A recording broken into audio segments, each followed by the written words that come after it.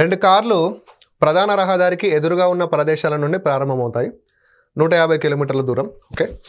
మొదటి కారు 25 కిలోమీటర్లు ప్రయాణించి కుడివైపుకు తిరిగి 15 కిలోమీటర్లు ప్రయాణించి ఆ తర్వాత ఎడమవైపుకు తిరిగి మరో 25 కిలోమీటర్లు ప్రయాణించి చివరగా ప్రధాన రహదారి వైపు చేరెను.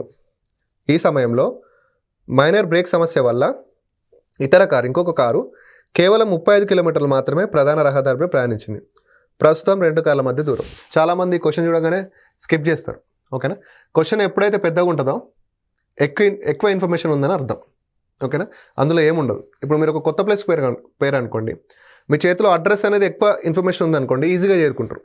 లేదా ఒక సింగిల్ లైన్ ఉందనుకోండి, ఇప్పుడు ఒక కొత్త ప్లేస్కి పోతే టెంపుల్ దగ్గర అంటారు. ఇప్పుడు మనం ఏం చేస్తాం, టెంపుల్ ఎక్కడ అనుకుంటూ పోతాం. అదే బస్ స్టాండ్ దగ్గర దిగి లెఫ్ట్కి పోయి రైట్ తీసుకుంటే అక్కడ టెంపుల్ ఉంటుంది, అక్కడ ఉంటారా అంటే బస్ స్టాండ్ దగ్గర దిగి లెఫ్ట్ తీసుకొని రైట్ తీసుకొని టెంపుల్ దగ్గర ఉంటాం. అంటే ఇన్ఫర్మేషన్ ఎక్కువ ఉంది అనుకోండి, అది ఈజీ అయిపోతుంది అనమాట క్వశ్చన్. ఇప్పుడు ఇన్ఫర్మేషన్ ఎక్కువ ఉంది కదా, చాలా ఈజీగానే ఉంటుంది. ఏమంటున్నాడు ఆయన, ఒక ప్రధాన రహదారి ఉంది, అది 150 కిలోమీటర్లు ఉంది. ఇది ఒక రహదారి నాన్న, ఇది ఎంత ఉంది, 150 కిలోమీటర్లు. ఎస్, 150 కిలోమీటర్లు ఉంది. మొదటి కారు 25 కిలోమీటర్లు ప్రయాణించింది. అంటే 2 కార్లు ఎదురెదురుగా వస్తున్నాయి అనమాట. మొదటి కారు 25 కిలోమీటర్లు ప్రయాణించింది. ఇక్కడ నుంచి చూద్దాం. ఒక 25 కిలోమీటర్లు ప్రయాణించింది. ఇలా ప్రయాణించి కుడివైపుకు తిరిగింది. కుడివైపు అంటే పైకా కిందికా సార్ అంటారు. ఇప్పుడు నీ కారు ఇట్లా పోతుంది కదా, కుడివైపు అంటే ఇట్లా రైట్గా కదా, సో కిందికి అనమాట. కుడివైపుకు తిరిగి 15 కిలోమీటర్లు. సో ఇక్కడ 15 కిలోమీటర్లు.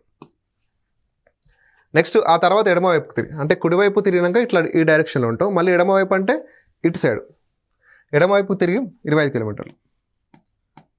ఓకేనా. అలా ప్రయాణించిన తర్వాత చివరగా ప్రధాన రహదారి వైపు మళ్ళీ, రహదారి ఇదే కదా, ఇటు వచ్చి ఇక్కడ ఆగిండు. అంతేనా. ఎస్, అక్కడ చేరిండు అనమాట. చేరినాక ఏమైందంటే ఈ సమయంలో వీడంతా ఈ పని చేస్తాడు కదా, ఈ సమయంలో ఏం చేసిందంటే ఇంకొక కారు ఏం చేసిందంటే 35 కిలోమీటర్లు వచ్చింది ఎదురుగా. దానికి బ్రేక్ సమస్య వల్ల కిందికి మీదికి దిగకుండా చక్కగా ఎంత వచ్చిందంటే ఒక 30 కిలోమీటర్లు వచ్చింది. ఓకేనా. నెక్స్ట్, సో ప్రధాన రహదారిపై ప్రయాణించింది. ప్రస్తుతం 2 కార్ల మధ్య ఉన్న దూరం. ఒక కారు ఇక్కడ ఉంది నాన్న, ఒక కారు ఇక్కడ ఉంది. ఇప్పుడు మనకి ఈ డిస్టెన్స్ కావాలి. వీడేమో ప్రధాన రహదారి మీద 35 కిలోమీటర్లు వచ్చిండు. మరి వీడు ప్రధాన రహదారి ఎంత కవర్ చేసిండు, ఈ 15 ప్రధాన రహదారి కిందకి వస్తుందా, రాదు. ఈ 25 వస్తుంది కదా, 25 అంటే వీడు 50 చేసిండు. ఓకేనా. So total distance 150. Total distance 150.